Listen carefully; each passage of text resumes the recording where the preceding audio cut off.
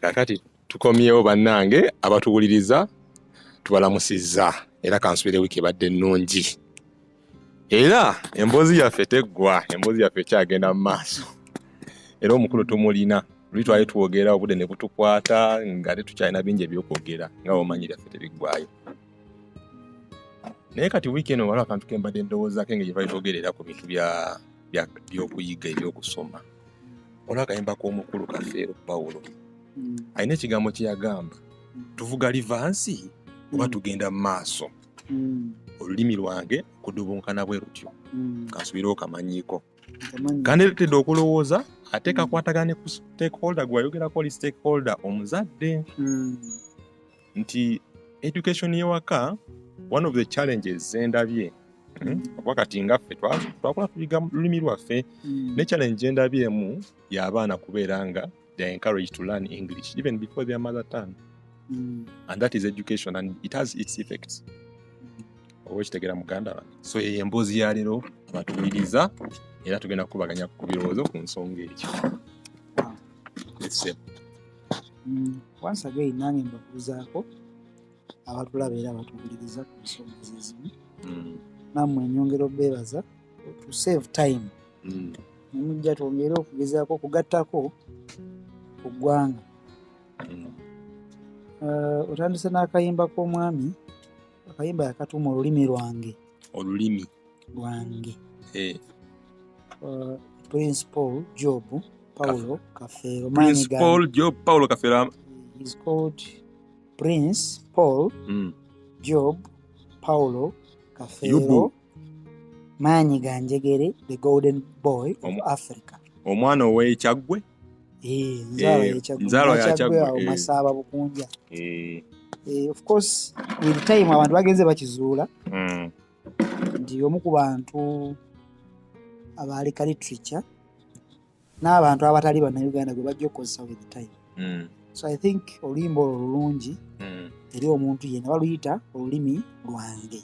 It's very good. Lulimu content mungi lwogera nnyo ku era ndowooza ng'omulamwa gwe tuliko ogw'okusoma n'engeri gye tulina okusomamu oba gye tusomamu egezaako kwagala okubulinga gaapu eri wakati wa bye tusoma n'engeri gye tubisomamu naddala ku lulimi lwe tukozesa n'engeri gye tulukozesaamu.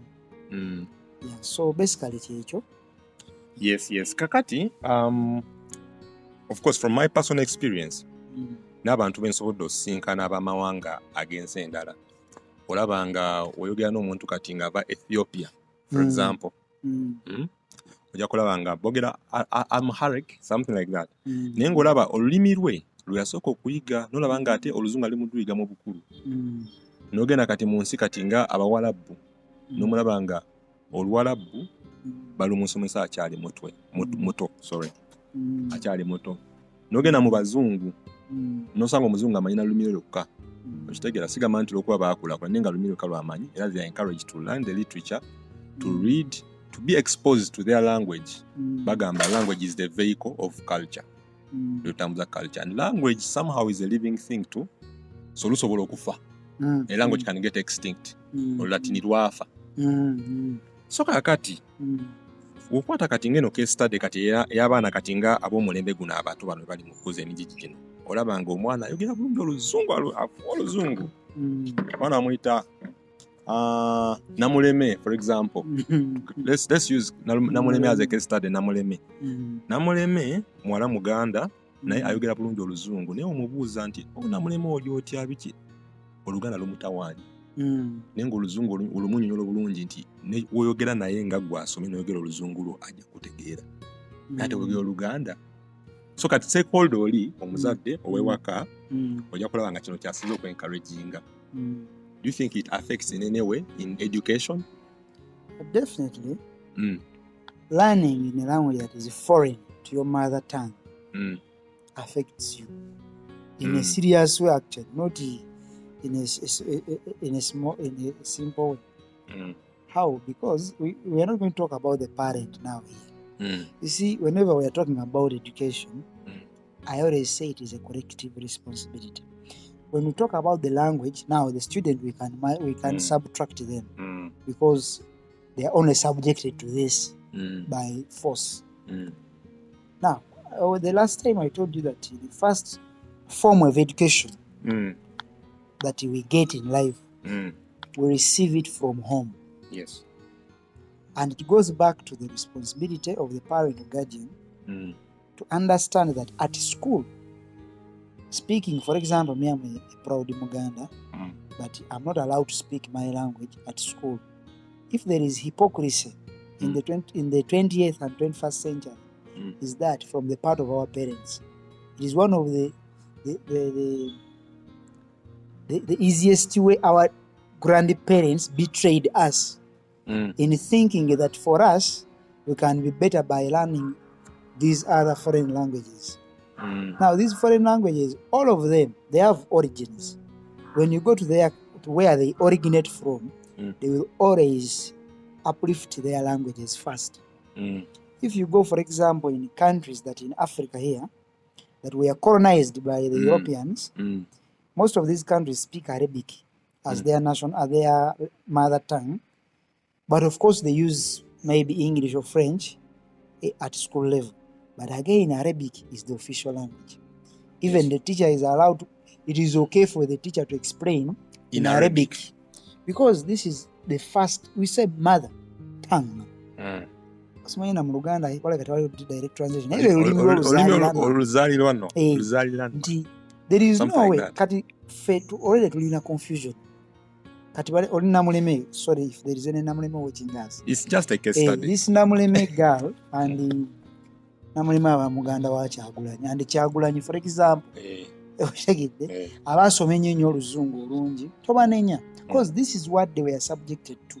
Naye ekisinga obulungi singa kyali kisoboka abantu ne baddayo kuba leka tusomyeko ekimala tusobola we can translate everything if we give it time. Ne mu new curriculum egenda maaso bandilowoozezza nnyo ku kintu ky'olulimi kyannako in the new curriculum that they are trying to develop and even test right now. The issue of language is already left behind. People are trying to impose Swahili on us. I repeat it even in camera. It will never succeed. That the English has not succeeded, so it will be for Swahili. So Swahili, you think Swahili will also be foreign? It is foreign to me, as a matter of fact. It is from the start. Even the Arabs tried to impose it on us. It never worked. We could only remain with a few words because they found us with our natural mother language. Okay, this is the question I have. Simba wakati yao. So now when you look at, for example, Uganda, you see Uganda has very many languages. So now the question here would be, okay, which language would they use to teach these people? Because there are very many tribes, very many cultures. So you find that even the choice of which language can we choose can also be a very big problem, you see? So Kati, that's why, you see now, I would understand their reasoning using Swahili because at least Swahili can be neutral in this society. Wouldn't you think? You see the problem, before you introduce Swahili, I think this country is now promoting studying sciences every day, isn't it? Now you want someone there who understands physics most. Differentiate for me between velocity and speed in my mother language. Okay? So that now we can introduce Swahili because you're going to bring them in Swahili also. I don't even know the difference between the two. Velocity and speed. Because who taught you that? But you can tell. In English, you can say this because someone is going to say, velocity is a scalar quantity. Then speed is a vector quantity. Then you ask them, what is a vector now? Problem is not about a language. The problem is not about the language. The problem is about understanding. Okay? Understanding is what matters. There are some things that until today we have failed to even translate. We are not saying that we go away with the English. It's a good one. No problem. We can use it most especially when we are outside of this country. Okay? Okay. For us, we think we are so bright compared to the people in the Maghreb, North Africa. They have English, they have French. But Arabic remain their national language. Yes. A country like Uganda, you mentioned something that we have very many languages. That is true. But we don't have very many, how do you call it, dialects. Because dialects, me, I understand them so when they speak. They understand me. actually understand Munampole when they speak. Yes, I sir. think they understand me, but I may not understand Acholi at the same time. Uganda was made out of clusters. We all know this northern region, this region, etc. region. These people, if you, for example, if you go from Noya, Pakwachi, Nebi, Arua, Koboko, Yes. Yumbe. Those are like 5 or 6. That road, when you go to the West Nile, most of those guys, they use a language that they actually understand. They may not understand each and everything, but at least they connect. Yes. But to be honest, if may I have my friend Bernard Yachai, if he starts to a conversation on the phone, I don't even understand him. We are all Ugandans, no problem. We can communicate using English, no problem. But we can formulate a way where people from the West Nile, using their mother language, they can be taught through that. English is just an addition. And then attempting exams. No problem. Okay, for example, if attempting exams is the problem, is there a problem attempting them in Langi or Acholi language? Is there a problem sincerely? There's what we call unification, a unifying language. For example, I can give you an example of Tanzania. Tanzania has over 125 languages. So you find that the most dominant are 3. You have Swahili, Maasai, and English.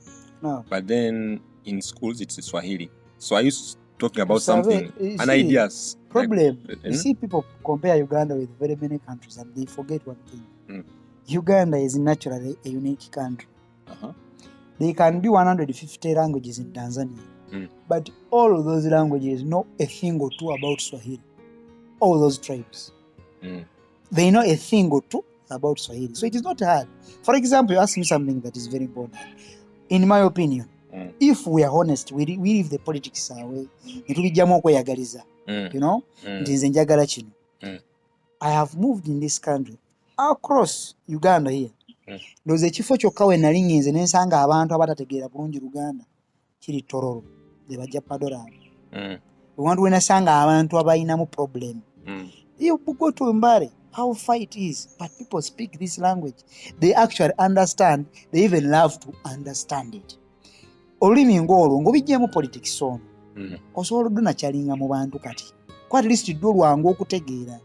Otegeera luli Oluswayiri lw'oyagala okuleeta muganda wange lwagaana kuba Oluswayiri attempts zaalo tezitandise kati. From when the Arabs came here, they have tried to impose this. Okay? After forming the East African Cooperation, we have tried this. It may never work. I'm not saying it cannot work, but it may never work because some people are proud. Let me give you this example. Nze njagala nnyo Oluganda with passion ng'omuntu okunjigiriza ebintu ebirala ebyo oba onjigirizamu Olukyoli nga tonanjigiriza Luswayiri osooka n'onjigiriza Olukyoli lwaki? Chansi zange ez'okusanga Omukyoli nyingi okusinga okusanga Omuswayiri ava Kenya or somewhere. So problem ey'olulimi oluzaaliranwa cause kye kigambo kye tuliko. We are a heterogeneous state, isn't it? Ours is not a homogeneous state. I think we understand this. Being heterogeneous, it puts us in a situation where buli omu asinga kutegeera bibye. This unification gye twagala okugezaako okuimposinga ku bantu bye bireese abantu ne basoma ne bafuwa Oluzungu lungi naye nga tebategeera bintu. Nga tebategeera tell me you study languages akajonjo bakayita batya mu Luzungu sikamanyi kati challenge yino olaba idea yeyo challenge yino. Of course it's so good. I'm not talking only for me. Ne challenge kati nze nange nsobodde okubaako kyendaba. Olaba kati Luganda you find it everywhere. But then there is that tribalistic tendency that is hard. You find that there are people that they wouldn't support it. It's of course that I understand. There's already that friction that is happening. I understand that challenge. You see this tribal thing. The earlier we drop that, the better. If we want the best for our country, because you're not going to force government to bring Uganda or Lucholi or whatever. The government, I think, actually that's why they are reluctant. And they bring in Swahili. They think it can unify us. In reality, it is not going to unify us. If you are tribal about Luganda, you're going to be tribal about everything. I can tell you with authority, students find a challenge, most especially students who are studying science, mostly that of physics and mathematics. Hypotenuse, for example, how do you explain hypotenuse to me, a layman? Kankumena kye kigambo bulldozer kye ki mu Luganda? Tractor. Ebeera ki? So, mwakisoma ne mukiyita naye. Tubimanyi. Nagamba, omanyi nagamba, waliwo enjawulo wakati w'okumanya n'okuteeka ekintu mu nkola. Nti abaana bamanyi ebintu bingi right now. Naye emu ku reason, kubanga buli tulekerera olulimi lwaffe, kankubuulire. Pawulo Kafere yagamba nti buli ajerega olulimi lwe mukaafiiri. Mu ngeri ennyangu aba mulyaza amaanyi.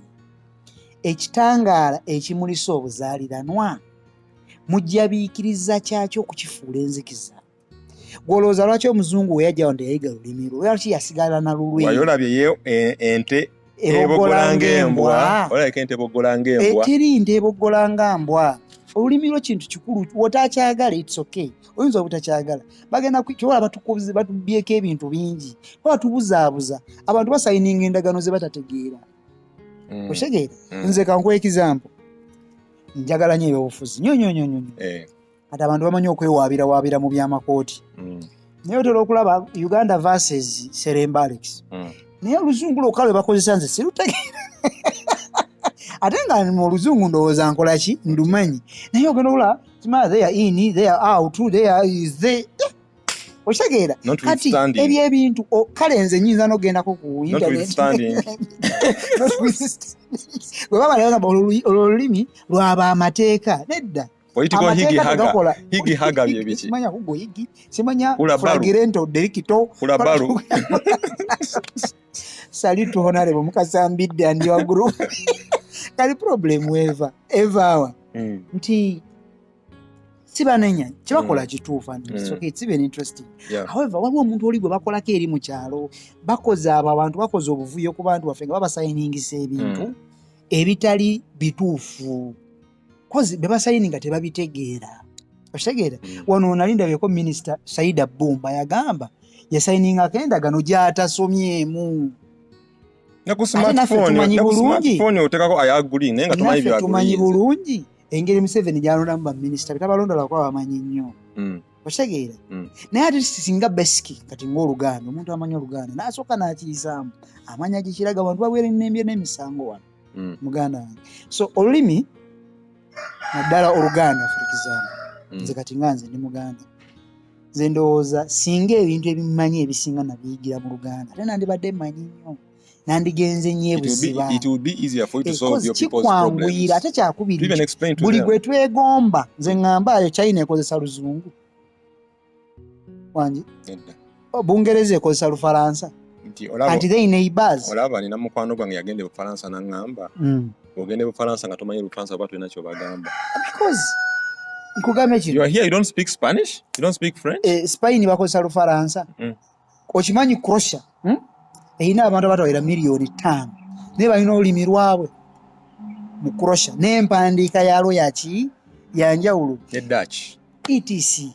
So ffe lwaki tulowooza mbu ffe tulina okuyiga ng'ennimi z'abalala ate okuziyiga tekyandibadde kibi kuba tumuvinga tutambula naye ne tuzikozesa nga tool of education. Wayogeddeko nti languages can extinct. Bwe tunaddamu oyo katemba tujja tuuka ekiseera nga tukyabitegeera nga tuli disorganized. Talking about extinction, ojja kusanga kati olaba osanga omuntu kati ng'awangalidde e Bulaaya okumala emyaka 3 kataddanko Uganda omugamba ekigambo kati nga kawaanyi ki tajja kitegeera timwana twebereremu nti kale they can only imagine what you're trying to say but they won't really be sure because ekyo kye bayita olulimi. Olaba olulimi n'okwogera Oluzungu Oluganda nga tugasse mu lulimi lulala kati tekikyasoboka. Wano batu confusing akankusese. In fact, so kolabe Bible story. When the Tower of Babel was being built. Mu Genesis. People used to speak what? One language. Tegeera kyekimu and etc. So what happened? God was like, these guys beefudde amagezi. Kiki yakola? Yabakyusa ki? Nimi. Kati omuzungu wano yalina ku confusing n'olulimi olutali already from the start obeera confused. kankugereza okumanya olulimi lwa kisiru naddala ezo engwira wano saawa 7 ziba saawa meka ku simu yo kati obwongo obwo oba otegeera bulungi okuyita emu saawa 7 kati buluzungu bakikyusa kati bakiyita tugeze saawa 7 bagamba the 7th hour okiteeka mu lugundi.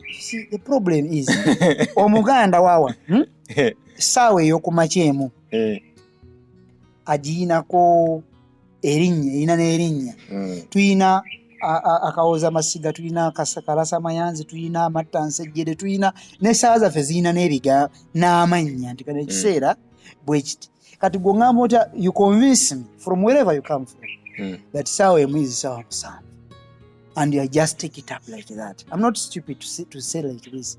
Nkimanyi abamanyi abantu abalowooza nti bamanyi nnyo oluzungu walayi temulumanyi si mmwe mwalutandika. It's a foreign language class. Naye waliwo ekikyo. They actually look at you, they don't understand. You are telling them it is the 7th hour when it is 1 p.m. You are already mad. So, olulimi singa baatuwa omukisa oba singa bagutuwa oba ne baguwa abaana baffe.